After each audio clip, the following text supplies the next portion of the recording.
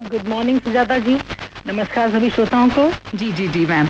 और जैसे हमने कहा कि सरकार की कार्यकाल को 2 वर्ष लगभग पूरे हो रहे हैं और इसमें बहुत सारी स्कीम्स जो लॉन्च की गई, उनमें से एक स्कीम ये भी है बेटी बचाओ बेटी पढ़ाओ।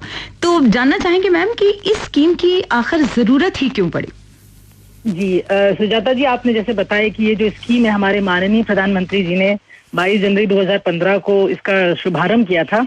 आप जानते हैं जैसे कि हमारे भारतीय समाज में एक रूढ़िवादी मानसिकता बेटियों के प्रति मौजूद है, जो कि आंकड़ों में भी दिखाई देती है। जैसे कि बाल लिंग अनुपात यानी CSR, चाइल्ड सेक्स रेशो, जो कि 1961 में 976 बालिकाएं था प्रति 1000 बालक, ये गिर करके 2011 में 918 पर आ गया है।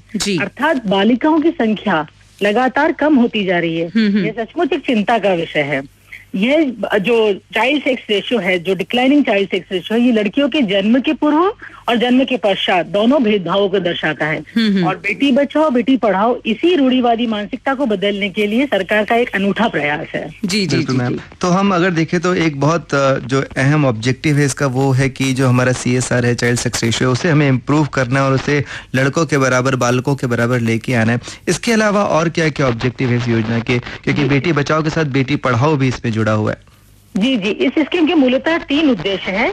इसमें हम देखेंगे, पहला उद्देश्य जो है जेंडर अभिन्नत लिंग चयनित समापन का निवारण, अर्थात जेंडर के आधार पर प्रेगनेंसी कंटिन्यू करना है या नहीं करना है, इस चीज को हम एलिमिनेट करना चाहते हैं।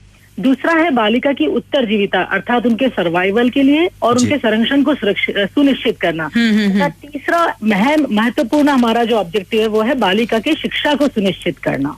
तो ये बहुत अहम उद्देश्य हैं। और मैम, जिसे इसको लगभग 1 साल से ऊपर का समय हो गया है, तो कितनी सफलता इन उद्देश्यों को प्राप्त करने में आपको मिली है और आगे भविष्य की क्या और योजना है, ये भी बताइए मैम। जी सुजाता जी, भी देखेंगे अगर आप तो इस स्कीम को अभी 15 महीने ही हुए हैं और अभी ये स्कीम जो है क्रियान्वयन के शुरुआती स्तर में है। इसके बावजूद इसको ग्राउंड लेवल पे बहुत अच्छा रिस्पांस मिला है। जैसे मैं आपको कुछ उपलब्धियां बताना चाहूंगी कि आम आदमी में इस घटते हुए CSR को लेकर काफी जागरूकता और संवेदनशीलता आई है। बालिका के जन्म को भी एक उत्सव की तरह मनाया जाने लगा है। जैसे कि जो परंपरागत रीति रिवाज हैं, कुआं पूजन, लोहड़ी समारोह, थाली बजाना, जो सिर्फ बेटों के लिए होता था, अब बेटियों के लिए भी होना शुरू हुआ है।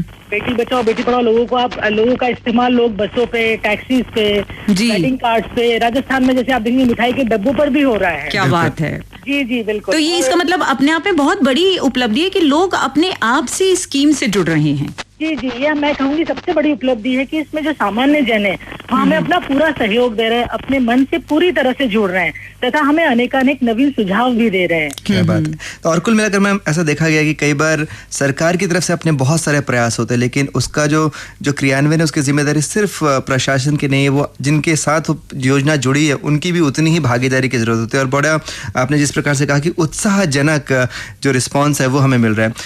पूरा देश इस समय आपको सुन रहा है मैम, और क्या संदेश आप देना चाहते हैं उन सभी लोगों को जो इस योजना से जुड़े हुए हैं ग्राउंड लेवल पे, जिन्हें ये एक्चुअली ग्राउंड लेवल पे क्रियान्वित करना है, उन सभी को आप क्या संदेश देना चाहेंगे? जी, मैं सभी श्रोताओं को ये संदेश देना चाहूंगी कि यह मानसिकता में परिवर्तन के लिए एक पहल है, सहज नहीं है, किंतु हम सब साथ मिलकर इसको संभव कर सकते हैं। मैं सभी से रिक्वेस्ट करूंगी कि सभी लोग इसमें अपना पूर्ण सहयोग दें। और मैम ये भी जानना चाहेंगे कि अगर कोई इससे जुड़ना चाहता है स्कीम के साथ या अपने सुझाव, तो कैसे वो आप तक पहुंच सकता है?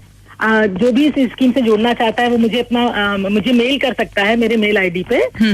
मेरा मेल आईडी है अश्विनी ASHWINI.lal@nic.in। जी जी, एक बार फिर से आप रिपीट कर दें अपना ईमेल आईडी। जी जी, ये है ASHWINI.lal@nic.in। तो बहुत बहुत शुक्रिया मैम, आपने इतनी अहम जानकारी दी और मुझे लगता है कि जो पूरा देश इस समय जुड़ रहा है हमारे साथ, रेनबो इंडिया के साथ, आपकी इस बात को सुनकर बहुत बहुत प्रोत्साहित अनुभव करेगा।